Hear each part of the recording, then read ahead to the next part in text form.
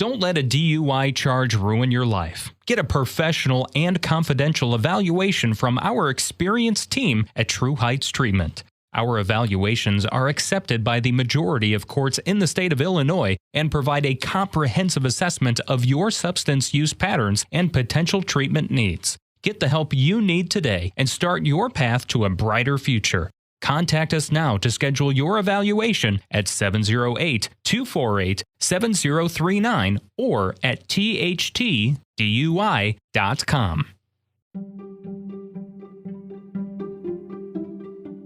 The George Brassey podcast is made possible with funding provided from Brassey Global Strategies, LLC, a leading political consulting, public policy, government affairs, and research firm. Are you interested in running for elected office? Need advice? Call or email George, 708-769-5015. Brassey Global Strategies 1 at gmail.com.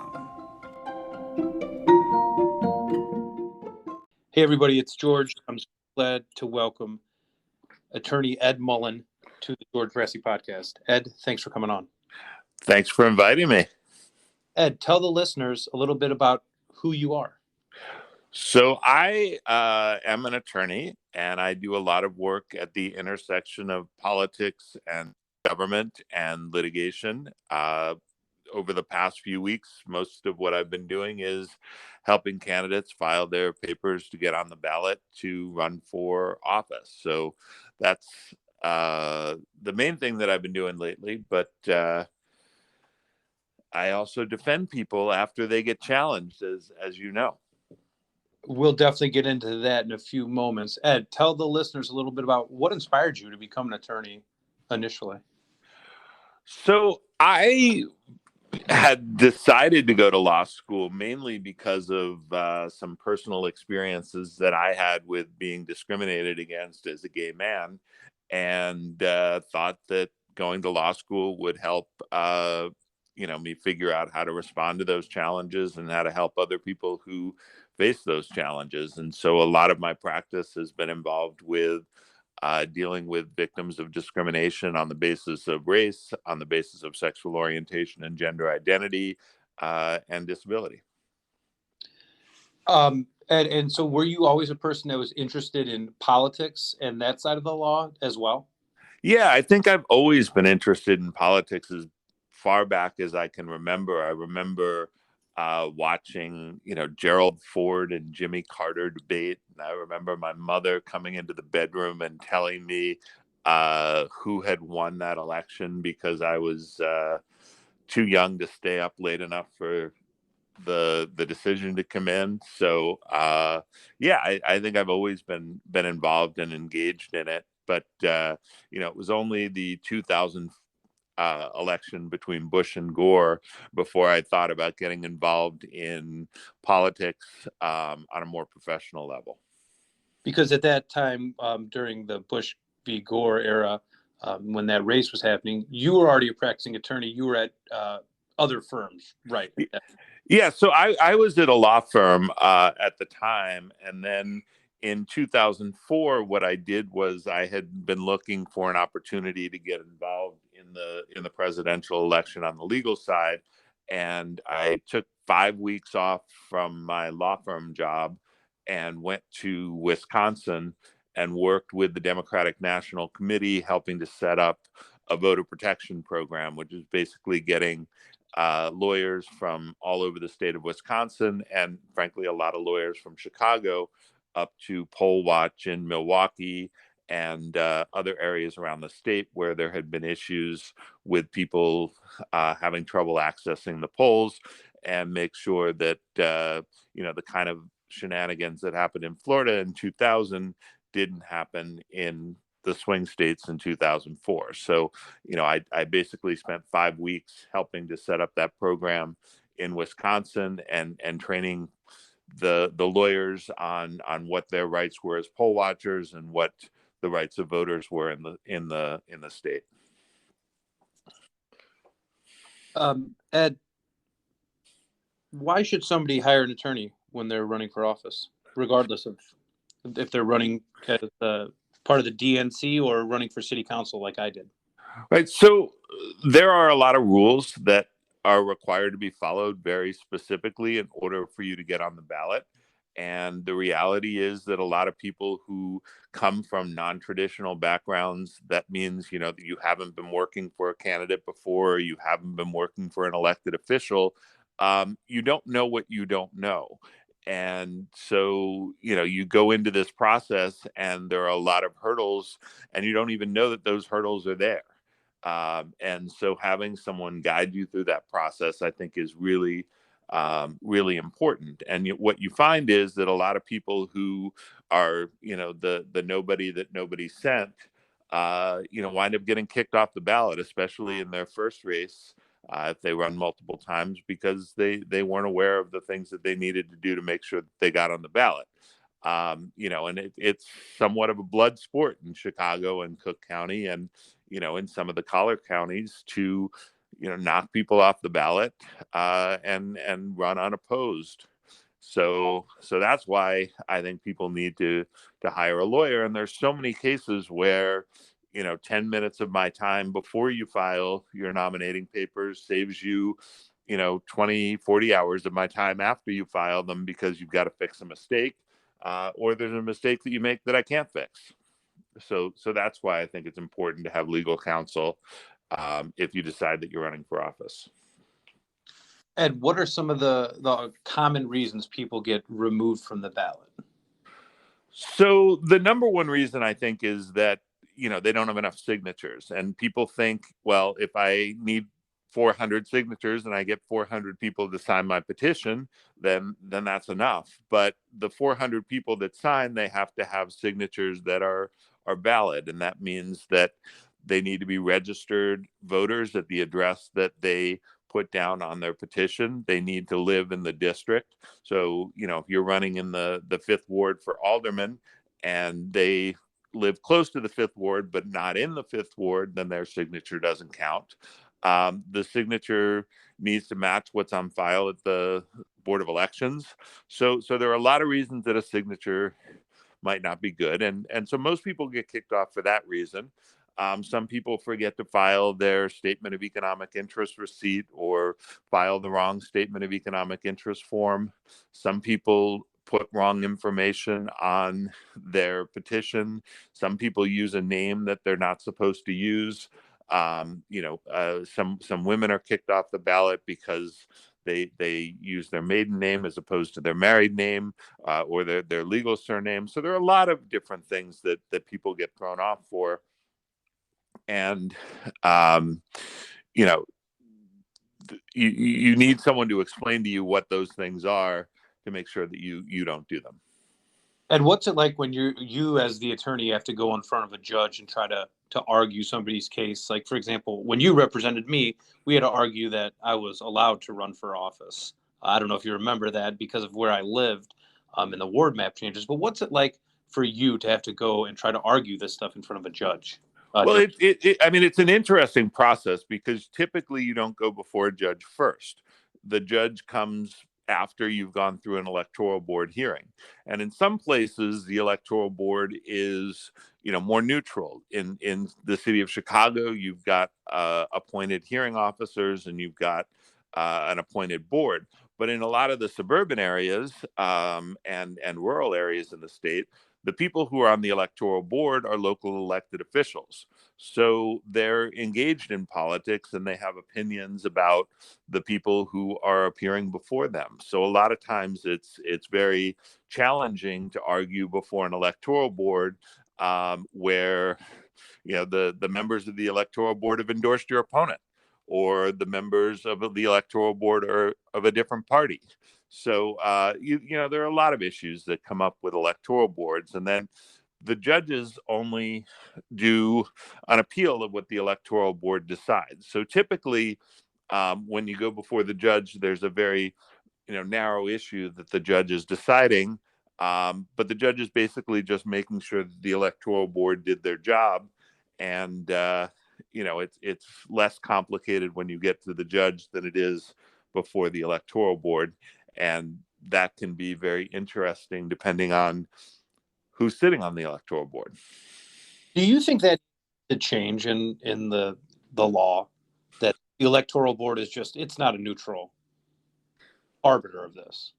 No, I think that's one of the biggest problems with the election challenge system is that, the electoral board is made up of people sometimes who have a vested interest in the outcome. So I litigated a challenge out in Aurora, and the challenge was over the residency of someone who was running for alderman. And the person who was chair of the electoral board had endorsed and recruited this person to run. So, there are always issues about whether or not that person is going to give you a fair shake if they are supporting the person you're objecting to. So I do think that you need much more neutral arbiters of electoral board issues. I think that's an important change to the system that the legislature should definitely consider. Do you think the Chicago Board of Elections itself is a more neutral body compared to like an electoral board? I do think so. I think the Chicago Board of Elections gets a lot of flack, and people publicly, say some negative things about them. But in my experience, the hearing officers have been, much fairer and much, more focused on what the law says and what the law requires than some of the folks who were elected officials serving on the board in other areas of the state. So, yeah, I think I've had very good experiences with both um, the Chicago Board of Elections and the Cook County Electoral Board, and they assign a lot of their cases out to hearing officers who are lawyers and people who have experience in election law. So it's not the elected official who may not have any background in election law, may have bias that's hearing it. And you'd mentioned that in Illinois and Cook County, it's a bit of a blood sport. We're recording this a few weeks after longtime Speaker Mike Madigan was indicted. Do you think that these problems of on the ballot access and the objection process, are these unique to Illinois? I think the specific problems are unique to Illinois. I think there's some states where you just write a $100 check and you get on the ballot. I'm thinking about Maryland in particular. I do know there are other states where, so New Jersey, for instance, has a process that's very similar to Chicago's in terms of the challenges. But because I don't practice around the country, it's hard to kind of compare and contrast. But Chicago and Illinois do have a reputation for being much more aggressive in the challenge process and trying to knock people off the ballot, for sure. And do you think that's primarily because that's how incumbents usually get reelected, is by running unopposed? Yeah, I think that's absolutely the case. And I think, a lot of these rules are written by the insiders to help the insiders. Ed, is there anybody that you won't represent as an attorney? Like, would you represent Republican candidates, or do you stick with Democrats? Yes, so I do not represent Republican candidates, and generally I try to represent candidates that share my values. But it is a business, and it is how I pay my mortgage and pay for my food. So I represent a wide range of people, some of whom I may or may not agree with politically, but, definitely try to focus on people who are, people who share my electoral values. Ed, and at your law firm, is it just you? Do you have other attorneys that have joined your practice? It is just me.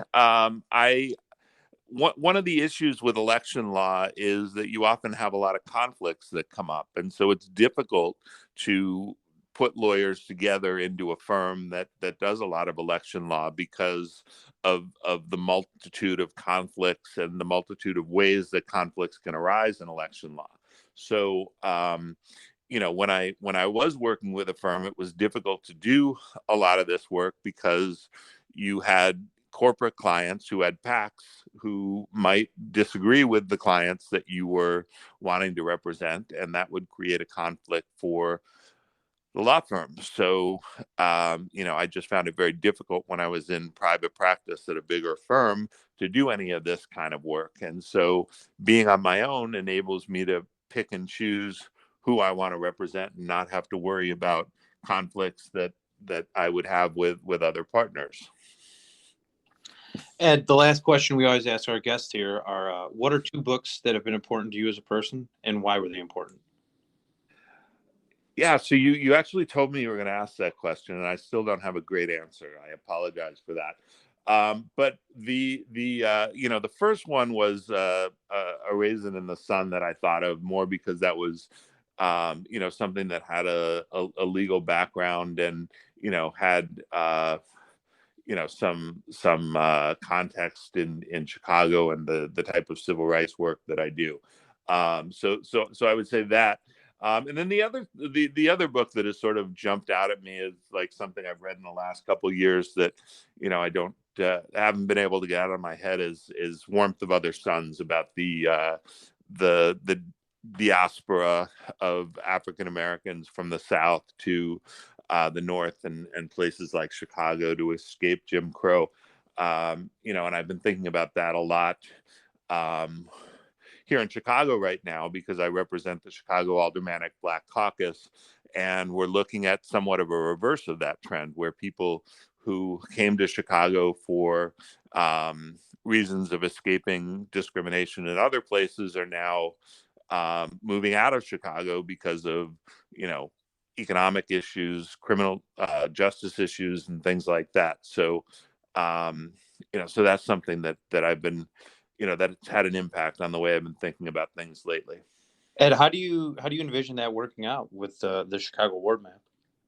Well, I think at this point, we're probably most likely to go to a referendum where we've got one ward map that is supported by, 33, 34 aldermen, and another ward map that's supported by 15 aldermen, and, a debate over which of those maps better reflects the needs of the people of the city. And it's going to be a decision of the people, I would imagine, at this point, as opposed to a decision of the aldermen, although there's always the opportunity and the option for compromise. But based on what I've seen, I think we're probably most likely going to have a referendum where the people of Chicago pick between those 2 maps. Ed, and would that referendum most likely occur when the mayor's up for re-election? No, that has to be before the aldermanic elections, because you'd be using that map for that election, which is next year. So it will be in the June 28th primary election coming up. Oh, so when this comes out, it'll be less than a month away. So we'll have to see how it works out. Yes, we will. I think it's going to be very interesting, and I think. I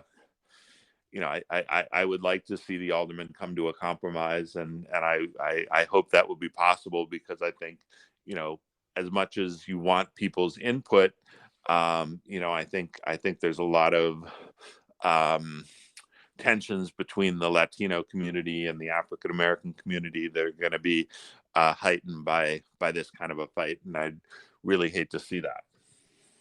Ed, if somebody wanted to connect with you, wanted to have you represent them, learn more about your practice, how could they find you on the internet? Well, they could find me at edmullenlaw.com or on LinkedIn. And my phone number, my email are there. I try to pick up the phone. I wind up getting all these scam calls from people trying to fix my taxes or sell me stuff, but I try to pick up the phone and talk to anyone who is interested. Well, Ed, thank you so much for taking time out of your day to do this podcast. Absolutely. Thanks for asking such good questions. All right, Ed. Take care. All right. We'll talk to you later. Bye. Bye.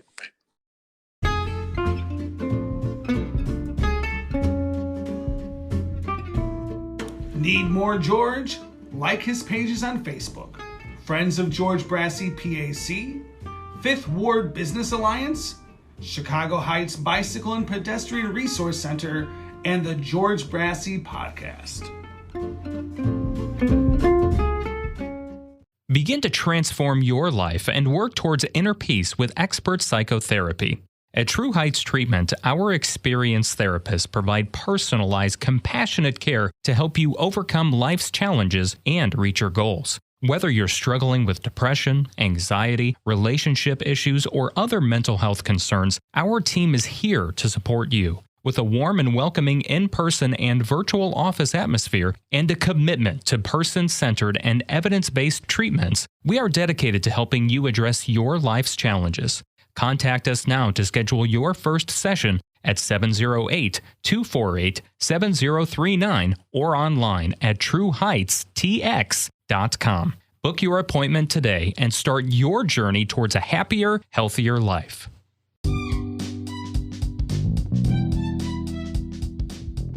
Help George stay on the Chicago Heights City Council. Go and donate today at tinyurl.com/AldermanGeorge 2023.